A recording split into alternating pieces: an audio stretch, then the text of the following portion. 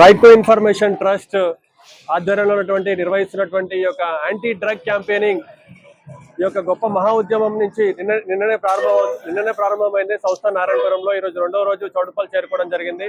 ఈ సందర్భంగా విపంచి ఫౌండేషన్, అదేవిధంగా సహస్ర ఫౌండేషన్, పలు సంఘాలు కూడా దీనికి పూర్తి స్థాయిలో మద్దతు తెలుపుతున్నాయి. ముఖ్యంగా ఈ యొక్క దేశ సంపద ఏమంటే యువత.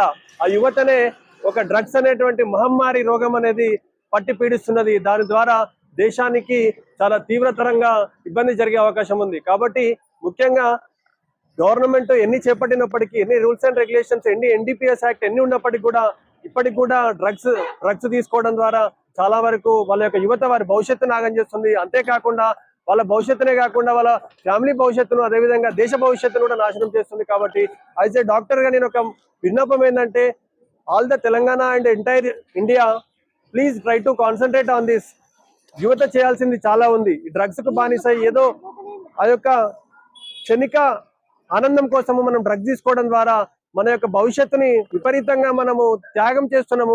మనల్ని కన్నా తల్లిదండ్రులకు మనం అన్యాయం చేసిన వాళ్ళు అవుతున్నాము. కాబట్టి దయచేసి యువత ఆలోచించాలి. మీరు వెళ్లాల్సింది దేశ భవిష్యత్తు నిర్మాణం గురించి, అంతేకాని దేశాన్ని నాశనం చేయడానికి కాదని చెప్పేసి తెలియజేస్తున్నాను.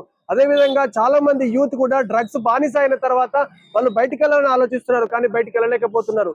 బయటికి వెళ్ళడానికి ఒక ప్లాన్ తోని మనం బయటికి రావాలి. డి అడిక్షన్ సెంటర్స్ కూడా ఉన్నాయి. మాలాంటి డాక్టర్స్ కూడా చాలా మంది దాని గురించి పనిచేస్తున్నాం. మనము డి అడిక్షన్ సెంటర్స్ కూడా మనం పెట్టేసి దాని నుంచి బయటికి తీసుకురావడానికి మాలాంటి వ్యక్తులను కూడా సహాయ సహకారాలు డెఫినెట్ గా అందిస్తాం.